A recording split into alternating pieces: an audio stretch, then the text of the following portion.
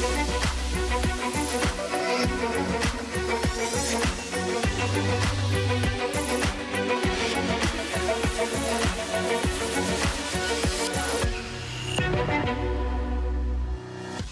morning. It is Friday, the 23rd of January. I'm Maeve McMahon, and this is Europe Today, your daily dose of European news and analysis, live here on Euronews.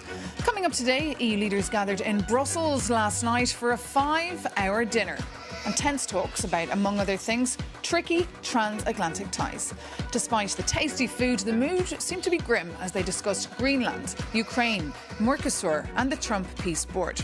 For more on whether this summit was worth the trip to Brussels, we can bring in Shona Murray, who was there till the very early hours of the morning in the summit and is back on the red carpet for us this morning. Shona, what was the mood last night at this summit, and was Donald Trump the elephant in that room?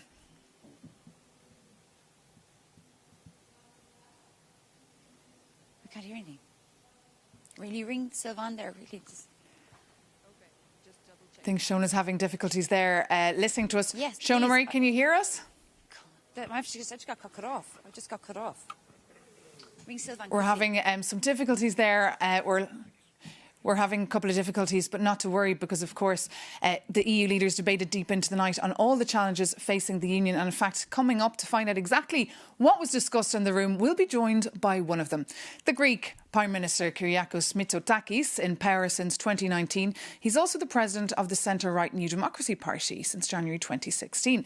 Affiliated with the European People's Party since coming into office, he's been focusing on economic reforms and attracting FDI. Good morning. Good morning. I'm happy to take Shauna's Absolutely. place. I mean, it's wonderful to have you because as our viewers are probably wondering what goes on at those EU summits, what do you talk about until the early hours of the morning? And last night was rather tense. We see EU leaders visibly exhausted. Prime Minister, is this because of their workload or is this because of Donald Trump? Well, first of all, I can tell you that these summits are complicated. There are, 27 of us, and if you also include the High Commissioner, the President of the Commission, the President of the Council, it takes a lot of time to go around the table. But I think yesterday was a very good discussion. There is, in spite of the sense of restlessness, a real, sense of purpose about Europe getting its act together. The transatlantic relationship is becoming more complicated. It needs to be managed in a different way. And was Donald Trump the elephant in the room? Europe needs to stand up for its own interests. Of course, the US president was mentioned. I think it is good that he made comments to clearly indicate that he wants to de-escalate the situation in Greenland. I think it is very positive that Europe stood up with one voice, maybe with one exception, to defend Denmark and Greenland. Tell us about the exception. And the exception is Hungary. This has been the case over the past year, so this should come as no surprise. But I think we found a way to work around this problem and to send. And what about the other exception? I mean, I watched that video clip from Fico, the Prime Minister of Slovakia, who I believe was sitting right beside you. He was criticising the summit, saying it was a waste of time. He was very critical of EU leadership as well. What did you say to him? Well, we can look at the glass half empty or we can look at the glass half full. What I can tell you is that the whole strategic autonomy debate is picking up steam. I was one of the first proponents that we need to invest more in our common defence and we need to sort out our competitiveness issues. But what did you say to him? What do you say to disruptive leaders who sit with you in that room for 5 hours? Well, I think we all have to be cordial and respectful. And this is also true when it comes to the US-European relationship. It was also reflected in the statements made by Antonio Costa. I think we're all very frank in these discussions. People need to understand we're by ourselves. There are no advisors. No phones? No phones. In this case, also no conclusions, which makes it easier to be very open and occasionally quite blunt in expressing our views. And did you discuss Donald Trump's Board of Peace? We know that Yes. Hungary has joined, Bulgaria also joined. What was the consensus on it last night? I think the consensus is that what has been announced by Donald Trump goes way beyond this UN Security Council mandate. I think it is important that the US is involved in the reconstruction of Gaza. I don't think that we would have had a truce without the involvement of Donald Trump. But I think we also need to recognize that moving forward, what has been established is something in which most European countries cannot join. However, we would like to be part of an arrangement to address the Gaza issue. So if there's a way where we can work with the US, but only for Gaza and only for a limited amount of time, Greece certainly would be very, very happy to take a lead in finding a consensus to do that. But you don't want to join up? I don't think we can join what has been currently presented. But we need to work towards ensuring that there is a European presence when it comes to the future of Gaza. What about Mercosur? Of course, the Greek farmers are thrilled this week because of that vote in the European Parliament to send it to the Court of Justice. What is your view there? My view is very clear. I mean, there are more benefits than drawbacks when it comes to these big international trade agreements. The Commission President and the President of the Council are going to India. I'll be going to India in a couple of weeks. We need to establish trading relationships with other countries or other groups of countries. We are a medium-sized, open economy. We're the leaders in global shipping. We have every interest in ensuring a rules-based international order that favors free trade. I wanted to ask you also about Ukraine, of course, and President Zelensky's speech in Davos being very critical, but we will have to leave it there. Thank you so much, Prime Minister, for being with us here live. Thanks for having me. On Euronews on Europe Today. Do come back very soon. I believe we can now try and head back to the EU summit there and bring in our Shona Murray, who we were having a little bit of technical difficulties earlier catching Shona Murray. Good morning, Shona. Lovely to have you with us. Just tell us, bring us up to speed on the mood from the journalist perspective, of course, because the press spent the night on a packed floor trying to report on what exactly was going on inside the room. What was the mood?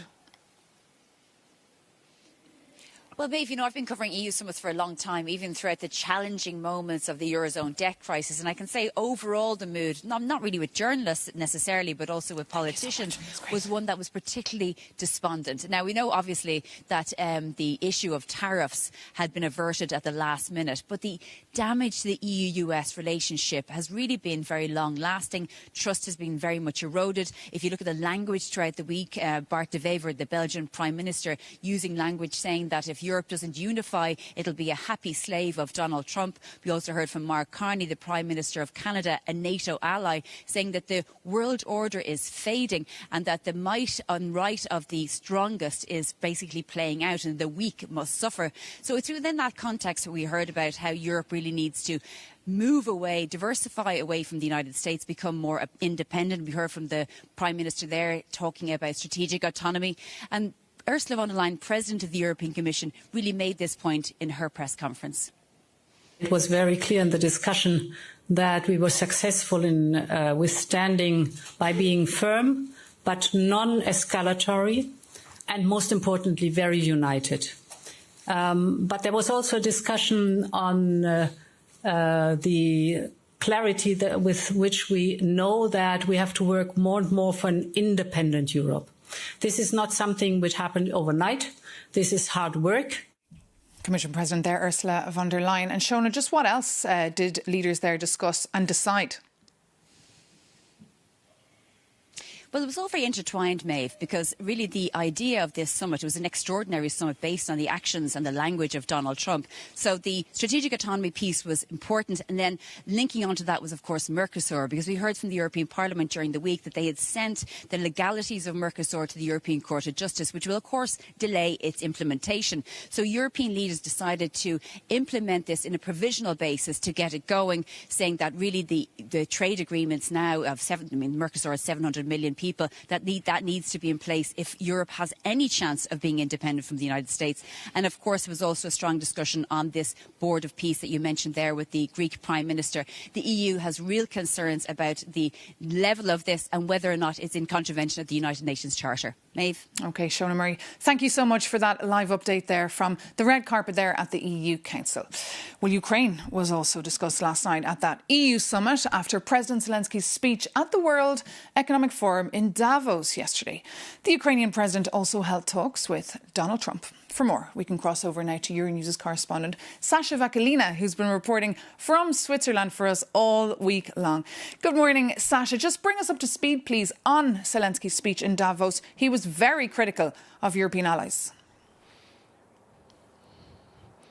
I say this is the first time we hear from Ukraine's president this kind of such a harsh criticism for Europe. This is something that Brussels is rather more used to hear from Washington, but not from Zelensky, also the country who wants to be the member of the European Union. He went on about how Europe is not ready to defend itself, first of all, and this is when he gave the example of Greenland. Zelensky also found a term for that, calling it the Greenland mode. And he said this is what Europe has to stop. It has to get out of the Greenland mode.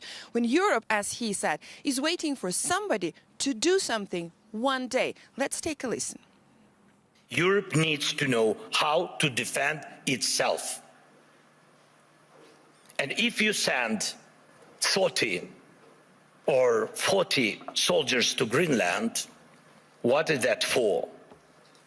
What message does it send?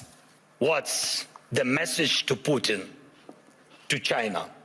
President Zelensky there comparing as well the EU to Groundhog Day, saying nothing had been done in a year. But meanwhile, Sasha, American, Ukrainian and Russian delegations will be heading to Abu Dhabi today for their first ever trilateral talks since the war began.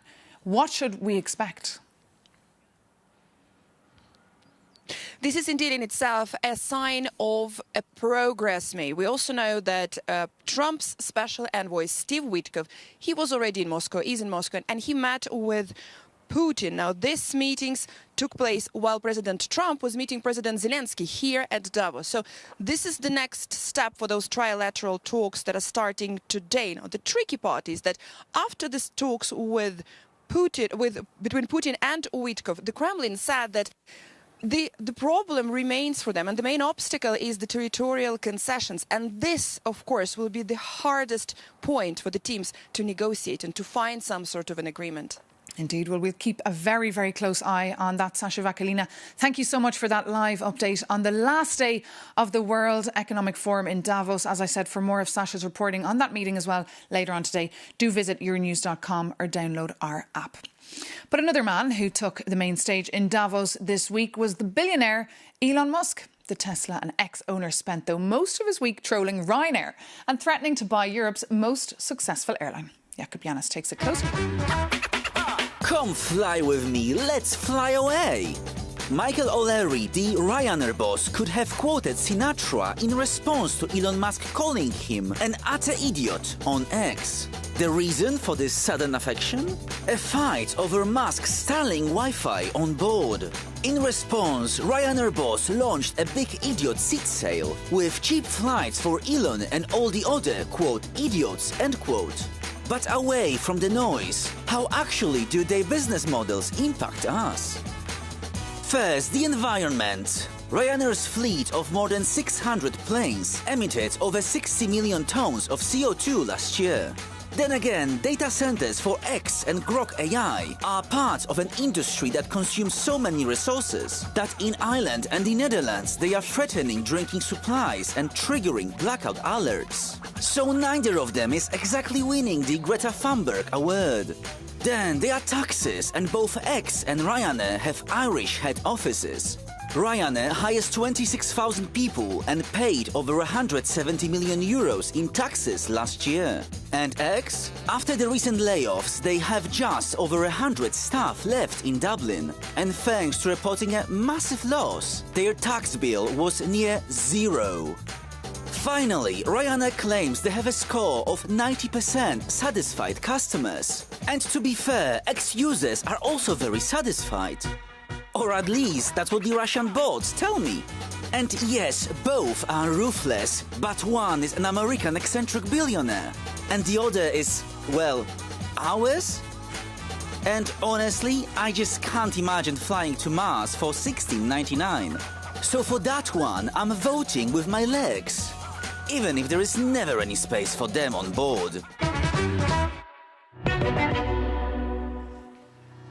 Jakub Janis there with a dose of humour to help you digest what has been a very intense news cycle. But we've covered it all for you on Euronews.com. So for more analysis and context on that EU summit that took place here in Brussels last night, or of course on the World Economic Forum that closes today in Davos, do visit Euronews.com or download, of course, our app. Thank you so much, though, for tuning in to Europe Today and to our interview with the Greek Prime Minister. For more as well, you can check out our social media. We've lots of clips as well that we share with you there. But for now, thank you so much for watching. Stay with us here, though, on Euronews.